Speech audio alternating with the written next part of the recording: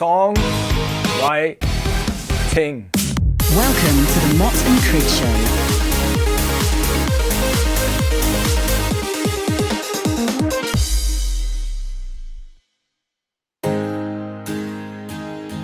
Welcome to the Mott and Crid Show. I'm your host Thomas Gallmeyer. Let's talk about songwriting. In my humble opinion, there's no true rhyme or reason, no fail-safe formula to writing music. Knowing harmony and theory, as well as being able to read and write notation are great tools, however, are not always needed to express your emotions through music or convey a message you're passionate about by creating a tune.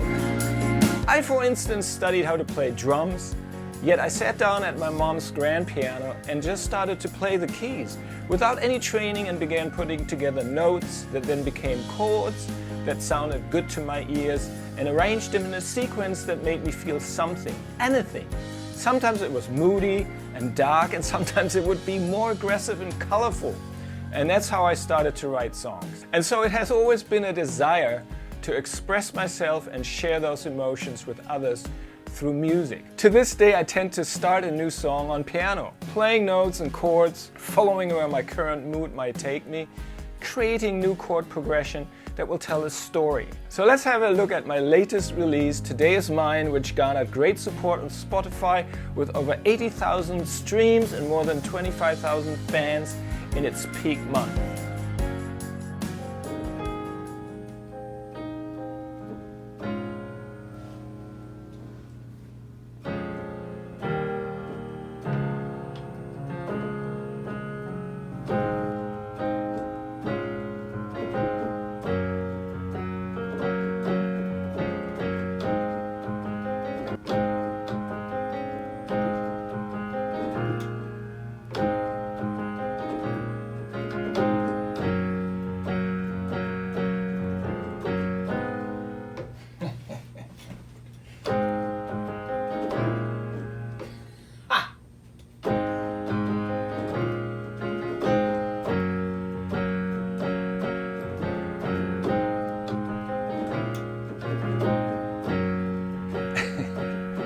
So this is what I came up with.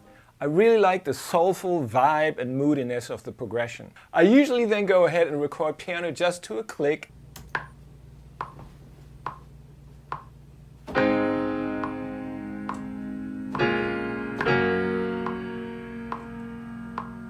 And then record bass to get a better feel for harmonics.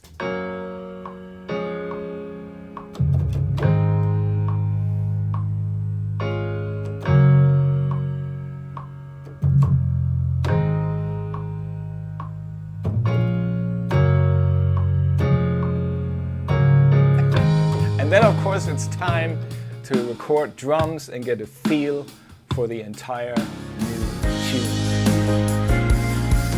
Now at this stage I felt that my good friend and longtime writing partner Joshua would be great to work with to write melody and lyrics and record vocals. We have great chemistry and work very efficiently hearing melodies, laying down scratch vocals. Yesterday, I was feeling blue.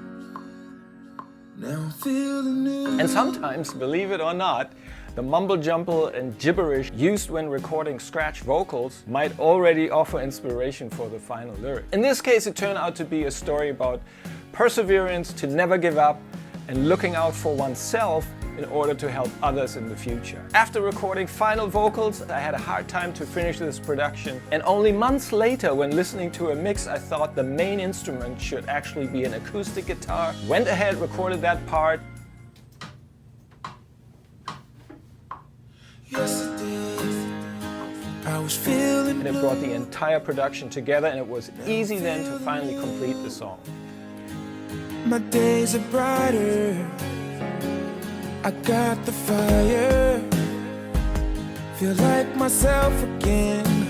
Days of living life with a broken clock. I left those memories behind me, yeah. Of course, there are many other ways to approach songwriting. My advice will always be try and tell a story. Contribute to life by inspiring, sharing, or even teaching. Make the opportunity to create and play your own music count. Rock out and Turn It Up to 11. The day is mine. The day is mine.